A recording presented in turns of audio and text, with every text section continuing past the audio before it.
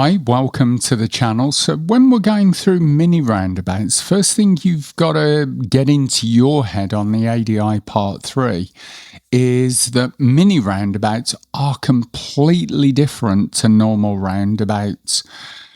The biggest mistake people make for the ADI part 3 for teaching roundabouts and for driving on roundabouts, mini roundabouts, is they think that the mini roundabout is done exactly the same as the normal roundabout, and it's not. This is why you will have pupils who go to pull out when they shouldn't, who get mini roundabouts wrong, who will say to you, I find mini roundabouts really stressful. Well, did we find out the reason why? So the first page in the briefing folder, then the lesson plan, if you're teaching mini roundabouts the same as normal roundabouts, you're doing it wrong. Why? Well, on a normal roundabout, you've got structure. You've got the clock face method. If the exit is 12 o'clock or before, left lane, after 12, right hand lane. You have the danger zone. So if the car is between the 3 and the 7 position, imagining the roundabout as a clock face, then if they're between the 3 and 7, it's not safe to go. If they're before the 3 o'clock position, then it is safe. But on a mini roundabout, you can't do that. Why? Because vehicles will turn before the mini roundabout. They'll turn and go across the mini roundabout. They won't signal. They'll turn late. So you can't use the same principles. The next biggest thing is on a mini roundabout. Realistically, we deal with it as vehicle first, road second. Whereas on a normal roundabout, you're looking at lane position, staying in the lane, following the lane. Mini roundabouts, you don't have that. You can't, with any certainty, look at the car coming towards you and think he's going to follow that roundabout round. It's probably not going to happen. So what you do need to do is think, what is that car doing? So this is the first part of doing mini roundabouts. Does your pupil understand that? Do we understand that? And that's why the first thing, recap an experience. Like with any lesson plan, the first thing is the recap and experience. What are the goals and needs? So have they done normal roundabouts? If the answer is yes, explain or discuss why mini roundabouts are different. If they've done mini roundabouts, do they struggle on them? Which part of doing mini roundabouts do they struggle with? They might not be able to put it into words. They might just say, I don't know, I just don't like doing them.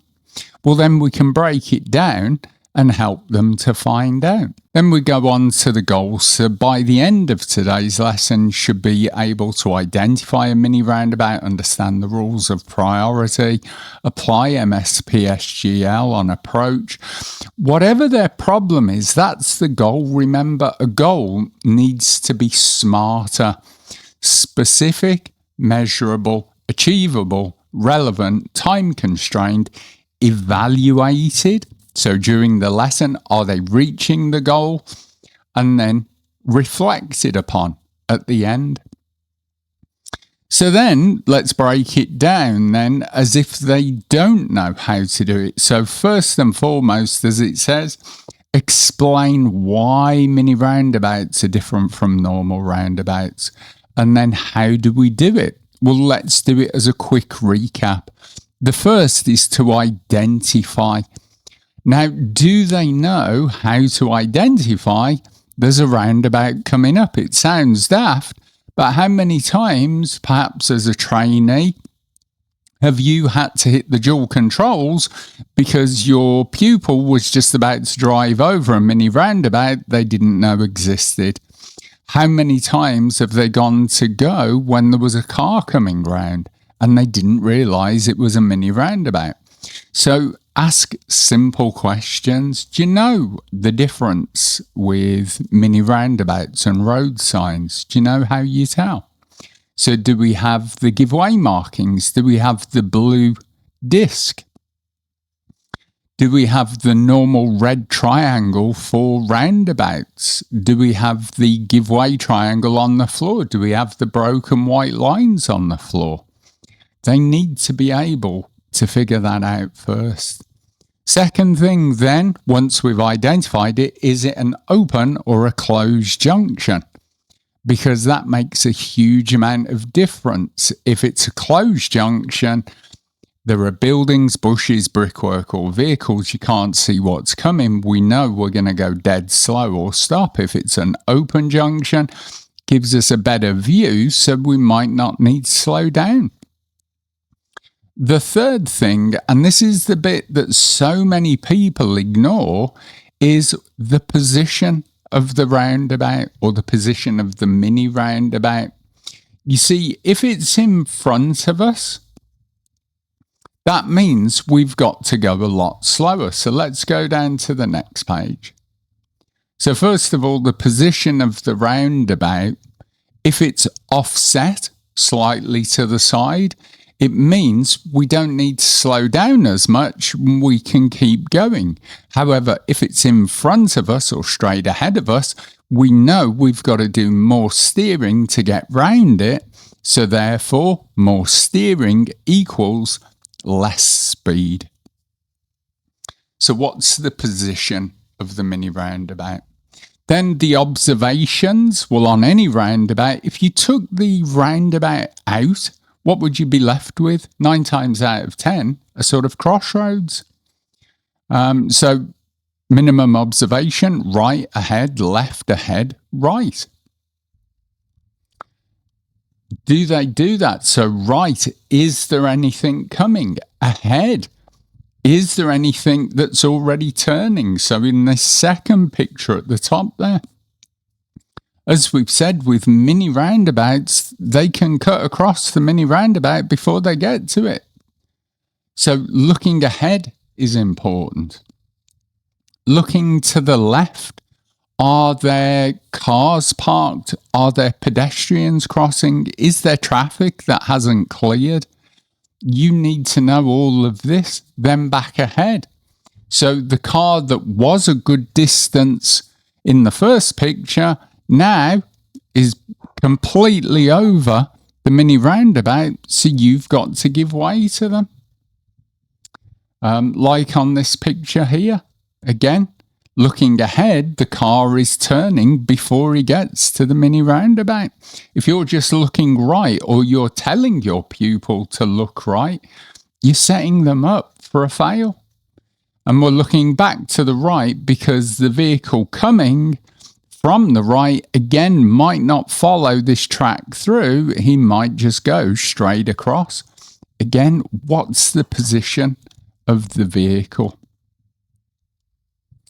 So once we've done that, it's figuring out what is the car doing. As we said, it becomes car first, road second. Because as you can see with these three, deal with what the car is doing. Don't presume, well, it's a roundabout, he's going to go all the way around it.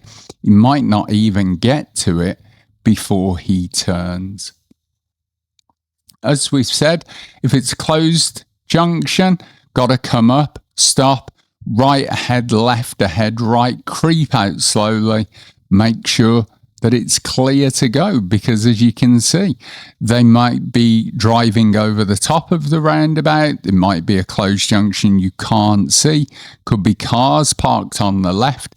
You've got to make sure. If it's 2 lanes on approach, just be aware that normal lane position applies if the exit is 12 o'clock or before, left lane after 12 right. But for vehicles coming up, do they have road markings, which mean they've got to go straight ahead from the right-hand lane if there are 2 lanes on approach? So very often your pupil will be going to turn left at this roundabout coming up from this way. Go to turn left, see them come across. They might think, oh, they're going all the way around it. They could just be going straight ahead. We've also got to be aware as we come up, if there's another vehicle here, That vehicle will hide this white car. If there's a bus there, if there's a lorry or a van, you're going to hide the vehicle at the side of you. So you need to be aware of that.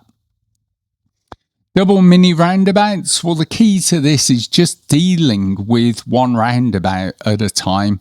So if we were going, if you like, right at the first one, left at the second, you would come up, look right, ahead, left, ahead, right. If it's clear, we come round to the line. We do the same again, right, ahead, left, ahead, right. If it's clear, we deal with the second roundabout. So on these ones on the right, same principle, coming up, looking right ahead, left ahead, right. It's clear. So we go to the next roundabout, look right ahead, left ahead, right. If it's clear, we go and we just follow it round. And that's what these diagrams show, that if we're going across off to this exit here, we come up in the right hand lane, we look right ahead, left ahead, right. If it's clear, we start to go round, and then we come down to the second roundabout, look right ahead, left ahead, right. If it's clear, we just go off. And that's how we give our pupils a good insight into how to do mini roundabouts properly, but thinking of the main difference is we deal with the car first, the roundabout second. If we're coming up to a mini roundabout and it has a crossing before it, deal with the crossing first, mini roundabout second.